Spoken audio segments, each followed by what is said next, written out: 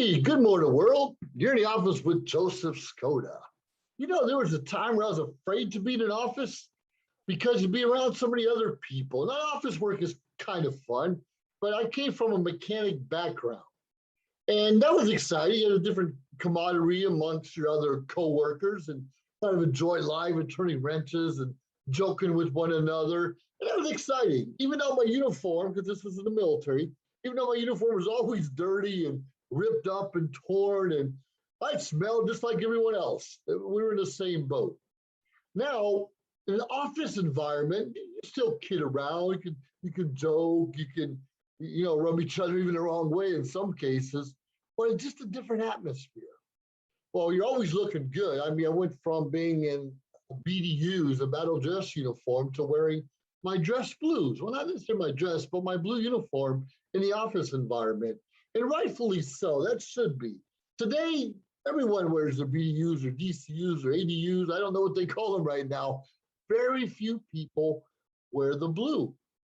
That was interesting because when I was a mechanic and working, I didn't worry so much about my weight because the uniform kind of hid everything. But when you had to dress up and tuck in your blue shirt into your slacks and have your shoes shined, yeah, that was a whole different challenge all on its own. That was kind of exciting. But even though I feared moving into the office environment, in back of my mind, I knew it was the right thing. I did not want to spend my whole life with my nails dirty and my uniform smelling and my hair have grease in it all the time. I wanted something different. I wanted to challenge myself to use this brain up here. And don't get me wrong, doing maintenance or doing any job takes some brain work and some expertise. But I constantly had to challenge myself to move on and look more into, I don't know, book work, administrative work, databases, just a whole different environment. And realize, here's one of the big tickers, especially in the military. We have a lot of people who thought, oh, it's just a cook, so it doesn't really count.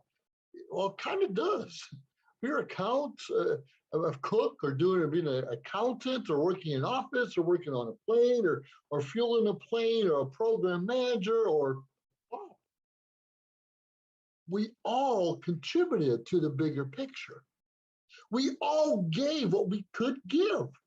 Now, don't get me wrong, a lot of us could give more. There are lazy people around the world, and a lot of us did not have the same opportunities to move up and try different jobs. I fortunately retrained after my first 4 years, and I was stationed in the Philippines and got into the office work. It wasn't really office work. I was a radar operator, working inside most of the time. And then I went to a mobile radar unit. Well, we were not wearing blues by any means. We were always dressed up in our BDUs back then. It was in the field quite often. There's a lot of fear and uncertainty in our lives. But there has to come a time where we got to step up and face that fear. Even the most successful people in the world, a good friend of mine, Tracy, oh boy, I forgot her name already. But anyway, from Atlanta, Georgia. I'm sorry, Tracy. She has an MBA. She was a realtor, is a very successful businesswoman right now. And I met her on her way up to success. And we talked a little bit about, you're doing the Tracy Walker. That's it, Tracy Walker. And we talked about different things. And she says, I just knew I cannot work for someone else the rest of my life. Because somewhere down the line, I'm going to have to answer to my children. How come I didn't do more? How come I didn't try harder? How come I couldn't? You know what I mean? Challenge ourselves. Another good friend of mine, as we all know, Maria Pureza.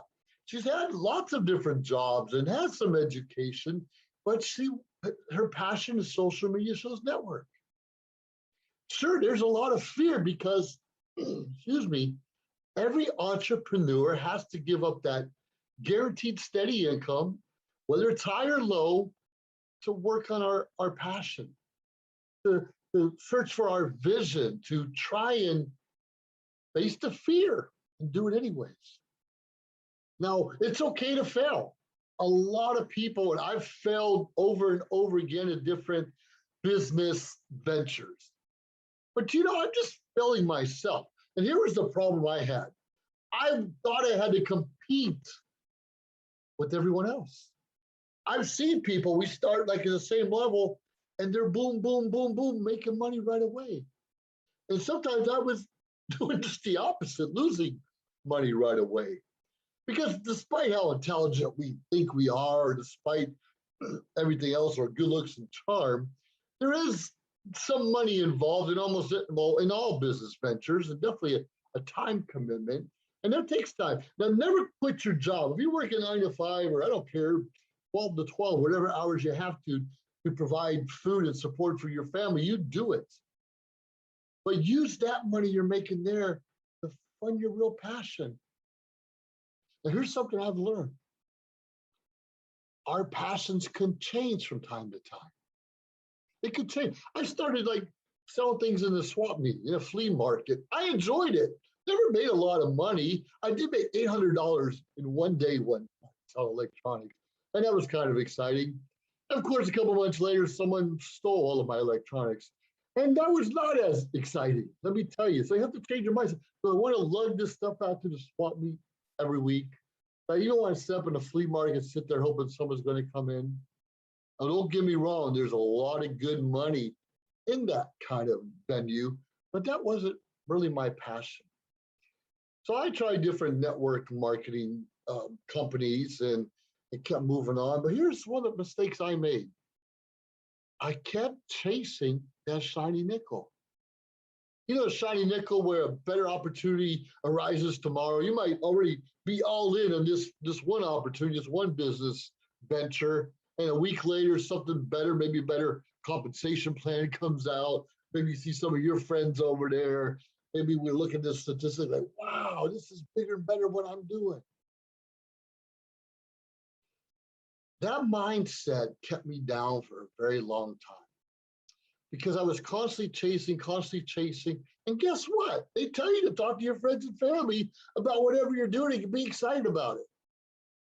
Now, just for instance, I'm selling Herbalife one week. Oh my goodness, the best products, the best vitamins, it's going to make you healthy.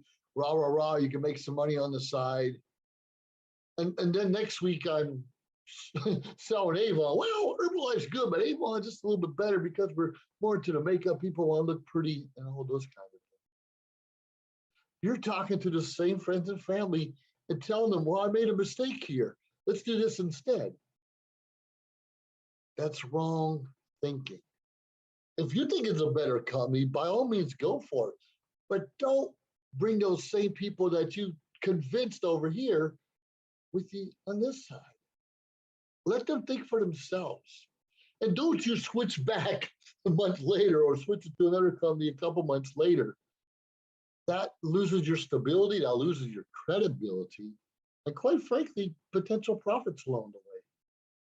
I've done that. I've lost tens of thousands of dollars. And who knows, maybe even more by switching, by not focusing where my attention had to be. There's usually a training program, and most of the training programs that say chase your friends and family are the wrong training. It's all about attraction marketing. It's all about branding yourself today. That's where the importance is. But how do you face that fear when you see these other people move up? And they got their family members involved, or some of their best friends involved. And it just went the opposite. Your family kind of disowned you for a while until you figure things out. Yeah, we kind of all have those fears. We're all, afraid of the uncertain, the unknown, what might be ahead of us. We don't know what the government's going to do or how much taxes are going to be taken. Now, here's something interesting to me. Years ago, my last, one of my marriages, I won't go into it, and taxes were going up in their town. And the father's like, taxes are going up. I guess I'm going to have to make more money. I guess I'm going to have to make more money. I'm going to have to make more money. He didn't complain about the tax rate. He didn't complain about things costing more. His mindset was, I'm just going to have to make. Now, he is very successful. He had a house in the city, had a house in the country, had this car and that car, and traveled the world. It was a rather exciting time, but the mindset was different. I'm just going to have to make a little bit more money. Now, supporting two different households is very challenging. It's very hard to support one, but he did it. What, was it always easy? Probably not. He probably had more obstacles or challenges than you and I. Yet we're afraid to work hard. I don't care if you make an extra $200 a month at your business venture. That's $200 a month. That's at least a couple tanks of gas today, a couple tanks of gas in your car. And what if you're making $500 a month? Yeah, that's a car payment. $1,000 a month. In most states, not where I live, but $1,000 a month is a house payment. Now, what if you're making $1,000 a month, $12,000 extra a year, and you still have your job? Great. Especially if you love your job, that makes it even better. Great. Why wouldn't you try? And too many of us complain about the business owners with all these tax breaks, and they don't pay as many taxes as the rest of us do. You and I have the same opportunity. When you have a business, there are certain expenses that you can write off. A home office, for instance, mileage on your car, business supplies. Even you have a special telephone line just for business purposes. And there are so many other tax breaks, and they vary from town to town, county to county, state to state. But they're there. But they are there. Even a small business where you're potentially making $200 to $300 a month, or $200,000 to $300,000 a month. Same. Your expense are a little higher in one, and you get to write off more of them. Your expense are a little lower in others, you get to write off a percentage of that. We need to stop pointing a finger to those who we think are not paying as many taxes. Those business owners are employing hundreds or even thousands of people in some cases, and paying their Social Security, and paying their portion into a retirement fund. A lot of them are, not everyone, of course, but it's different and giving those bonuses out. Is everyone perfect? Of course not. Are we all created equally? Well, as an employee, we kind of are. The employer wants to pay us as less as we can, or just enough that we want to stay on and make a difference. The point is, you and I have opportunity around us everywhere. And we have to face that fear, and we have to get up. Because one day our kids are going to ask us, say, Dad, how come you move over there? The job was better there and you were offered a promotion. Or Mom, you were staying at home and Dad was working, but you could have tried a business on the side, or whatever it is. Whatever it is, we're going to have to answer to ourselves, to our friends and family, why we were too afraid to stand up. And now that the government wants to force mandates on us and just want us to follow blindly like sheep, are you kidding me? You're smarter than that.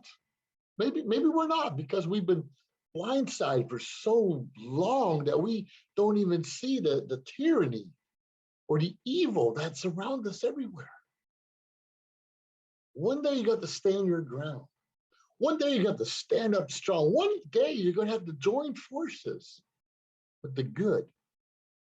There's a lot of good out there. There's a lot of great people out there. There's a lot of misinformation. So even the good people appear bad because they just don't know or understand.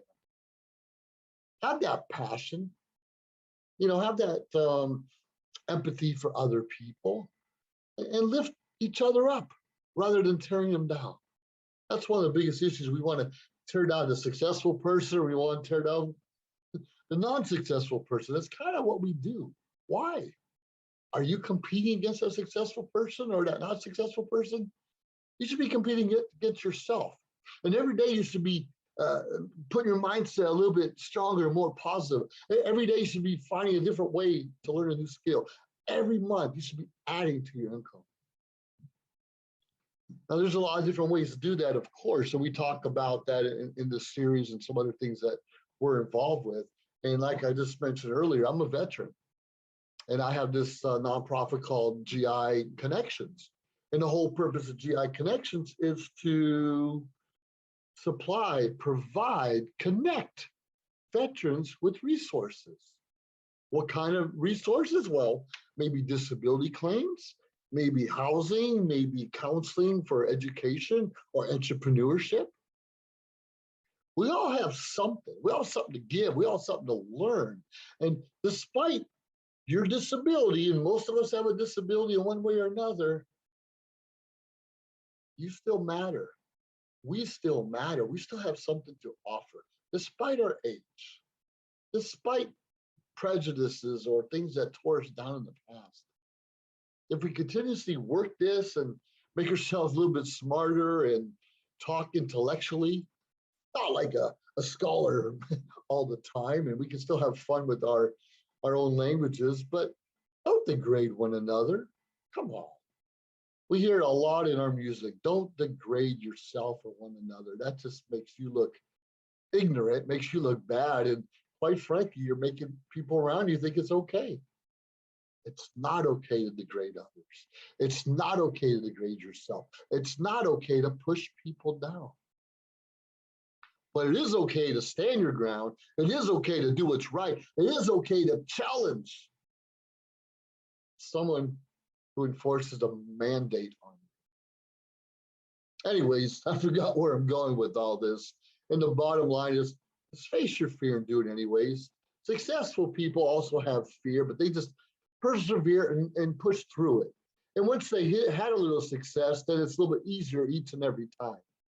So even if you had a bump in the road and fell down, okay, you got scratched up and bruised, but you can get back up again. If you have to fall down again, well, it won't hurt as badly. Same as successful people. They go through and say, okay, I did it. I could do it again. I can do it better next time. You and I can do it better next time. Don't give up on your dreams or your goals. You love your job, great, but supplement that income. All entrepreneurs, all successful business people have multiple streams of income. Hey, it might be $100 here, it might be $500 there, it might be $1,000 in another place. Okay, that's $1,500. 60, I don't know, I can't add sometimes. That's an extra $1,700, $1,800 a month from different multiple sources, where you still can write off different business expenses. Trust me, it works. Anyways, if you need some mentoring, some coaching, some help, reach out to me. This is Joseph Skoda. josephskoda.com. You can find my website or reach out to Social Media Sales Network. And trust me, they can find me there also. You have yourself a great day. You're in the office with Joseph, G.I. Joe Skoda. Bye now. John is an employee at one of the most famous firms in the city of New York, so his job is very hectic, and he realized that it is necessary for him to go and finally take a vacation. But he went on a vacation without planning out the details, and wasn't able to truly enjoy where he went because he had to think about so many things that he didn't plan for. Instead of enjoying his time away from work, he came back with more stress that he was not able to take full advantage of his vacation. But this year, a coworker suggested him to try World Ventures this time to make his vacationing more enjoyable and less stressful. They do not require you to plan anything outside of your transportation, which is also available at discounted rates. Your stay, your transport, and many meals are planned by the club.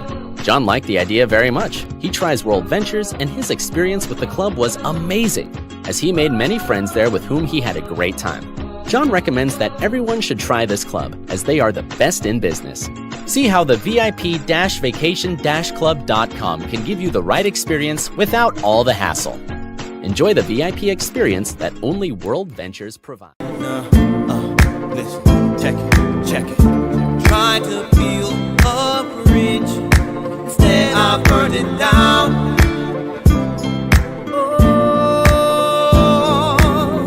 I tried to lift him up, but found me beaten down to the ground.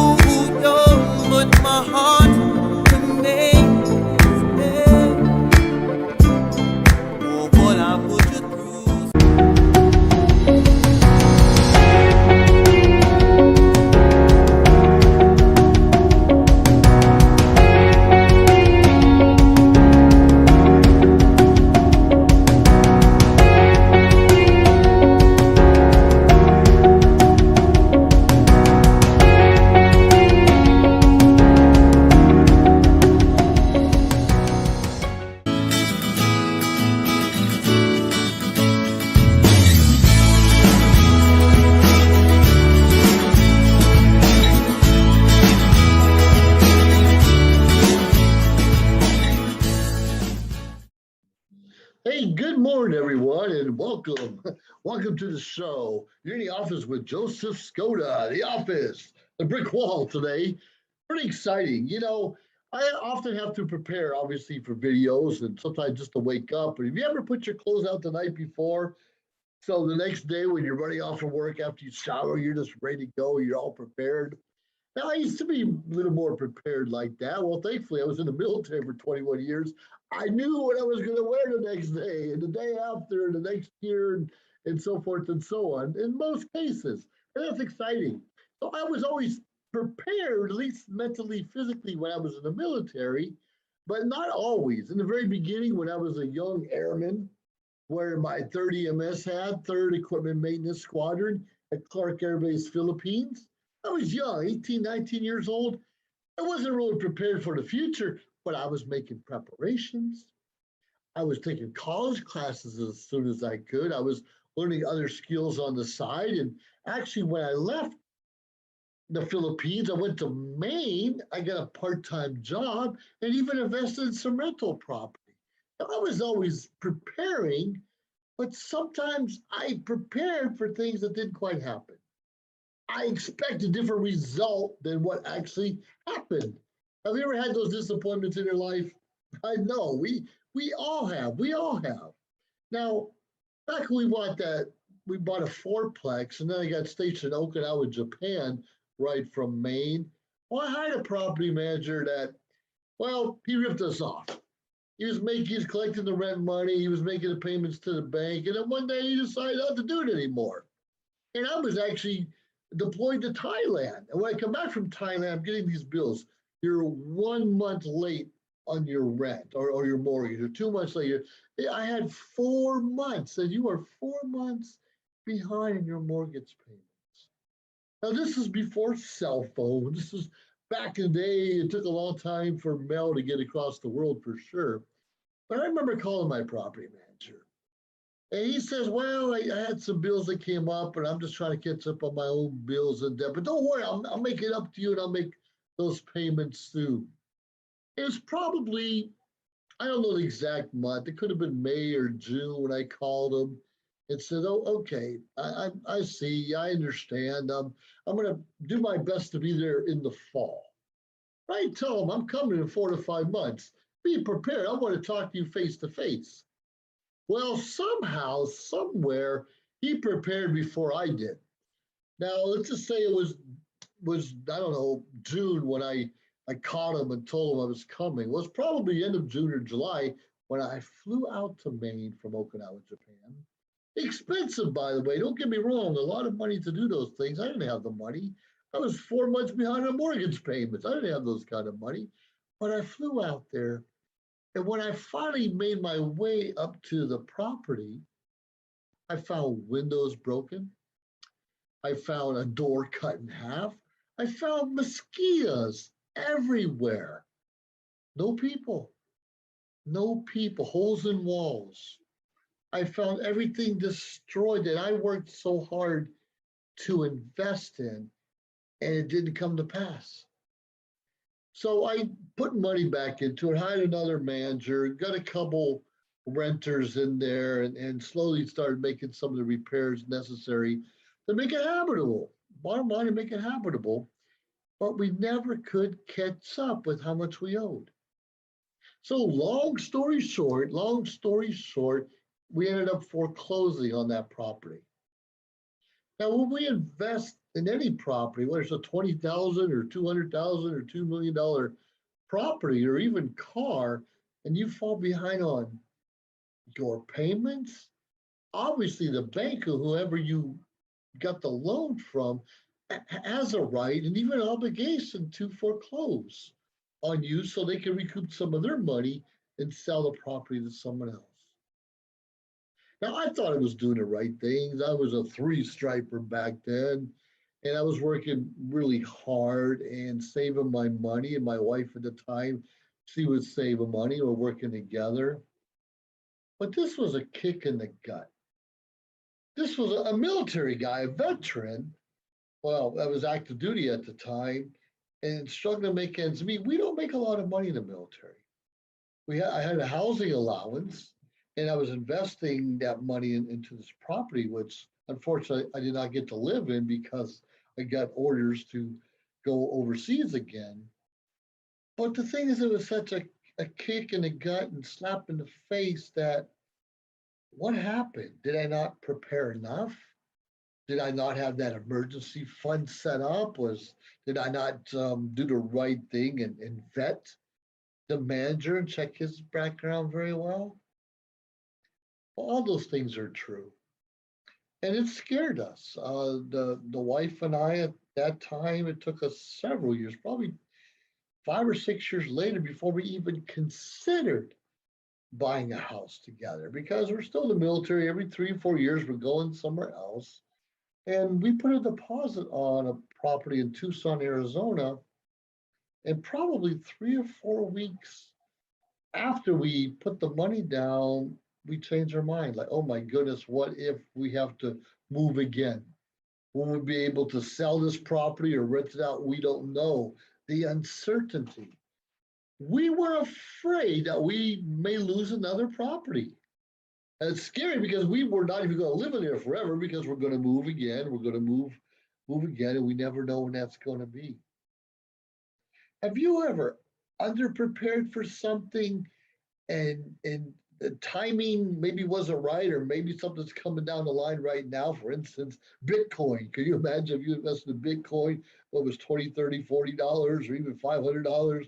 Today it's over $60,000. And we're afraid to take those chances. Like, I would have, I could have, I should have. But we fear because of past mistakes, because of past issues and obstacles and challenges. Now, I was at church yesterday, and the pastor gave us a great message. It's all about God. It says, pray once more.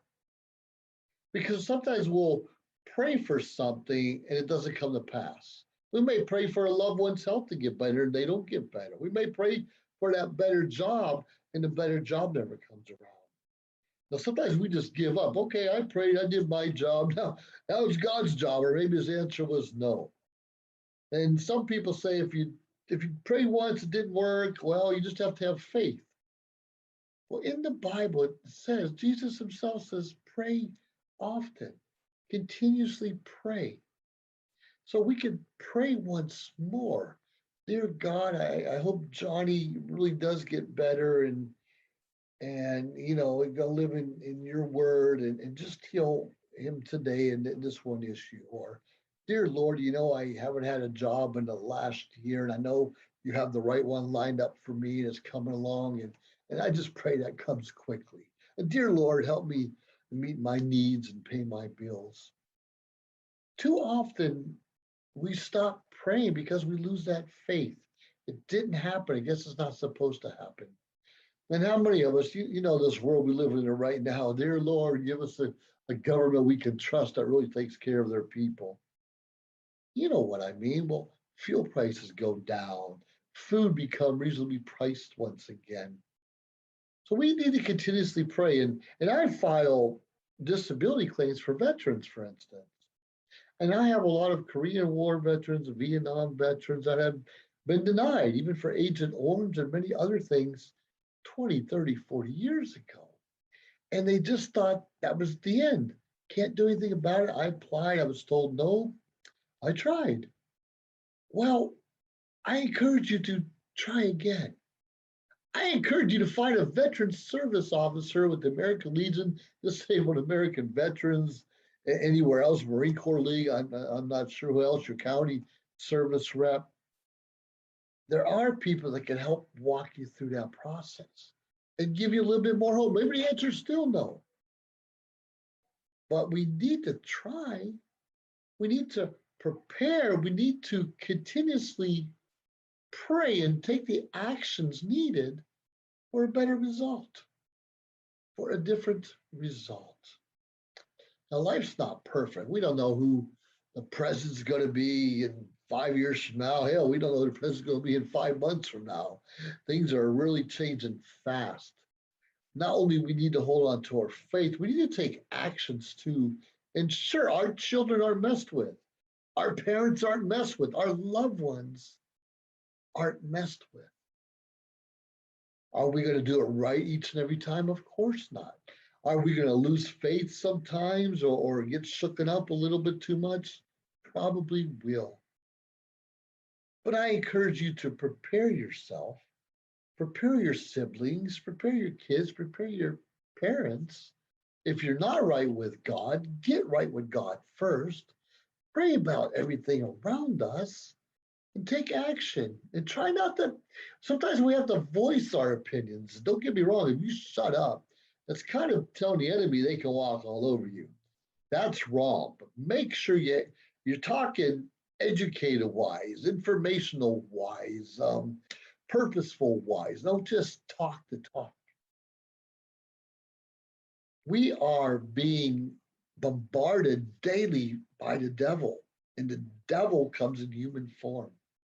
And we see it in the policies, we see it in our politics, we see it in the media, trying to destroy our lives and tell us how we're supposed to live. Don't get me wrong, we're not supposed to go out and shoot everyone who pisses us off. Of course not. But we do have a right to defend our rights. We do have a right to defend a pursuit of happiness and take care of our families. Don't even let a school board tell you how you're supposed to treat your kids or what they're supposed to be like. Come on, everybody. Pray once more. Apply for a loan once more. Apply for disability once more. Apply for that job once more.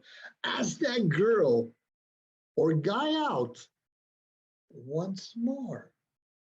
We don't know what the future holds, and the answer may still be no, no, no. But while we're going through those actions and those challenges and those no, no, no's, very common that another door, another opportunity will arise. Could be a different significant other that, like, oh, never noticed her before. It could be I wanted to be a bus driver. Oh, looking for a manager over here. It could be a lot of things. You and I don't know God's final plan for us. So we know we're going to die one day. And God gives us the freedom of choice. And we're people, we're humans, and we sometimes make the wrong choice.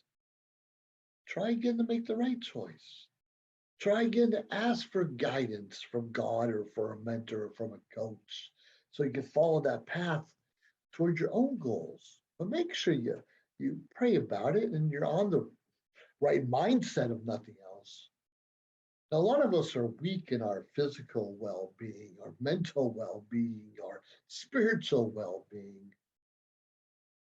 Don't you think it's time to prepare and get right with our physical well-being, right nutrients and exercise, or our mental well-being, keeping the negativity around from us and spending more time with positive people and reading positive books and newspaper articles or whatever, and spiritual well-being. And that's getting in the Bible and surrounding yourself with other believers and praying. There is a greater being out there. We were all created for a reason. And according to the Bible, God don't make mistakes. But he does give us the freedom to choose. We make our own mistakes. We have to live with the consequences. We can change it. Don't let anyone, government, even a spouse, walk all over you and tell you you're wrong. Tell you this is what you have to do. Unless you're breaking the 10 Commandments or committing murder or some other kind of crime, that's a different story. You and I need to be smart enough to do our own research, to surround ourselves with the right people.